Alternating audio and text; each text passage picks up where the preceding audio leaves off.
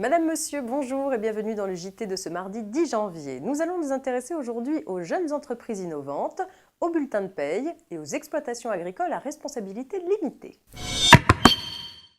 Les PME ayant le statut de jeune entreprise innovante créée depuis moins de 8 ans et dont au moins 15% de leurs charges fiscalement déductibles sont des dépenses de recherche et de développement peuvent bénéficier jusqu'au 31 décembre 2016 de plusieurs exonérations fiscales. Une exonération d'impôt sur les bénéfices pour les 2 premiers exercices bénéficiaires et des exonérations d'impôts locaux pendant 7 ans sur délibération des collectivités locales.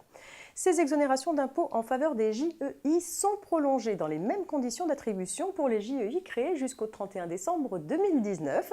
Attention, cette prolongation pour 3 ans des exonérations fiscales ne concerne pas l'exonération des charges sociales patronales sur les rémunérations des personnels participant à la recherche à laquelle ouvre droit le statut de jeune entreprise innovante.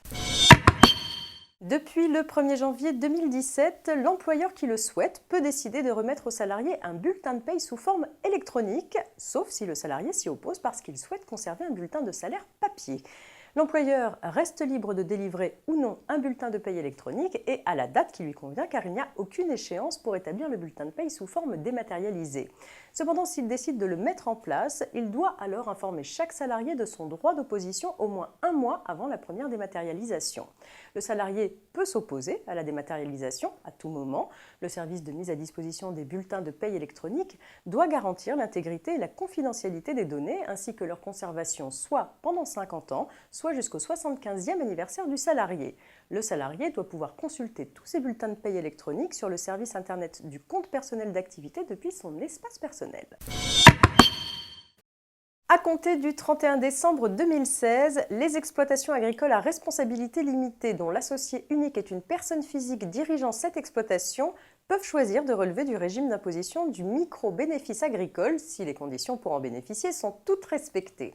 Rappelons que le régime du micro-BA s'applique aux exploitants agricoles dont la moyenne des recettes ne dépasse pas 82 800 € hors taxes sur 3 années consécutives pour la période 2017-2019.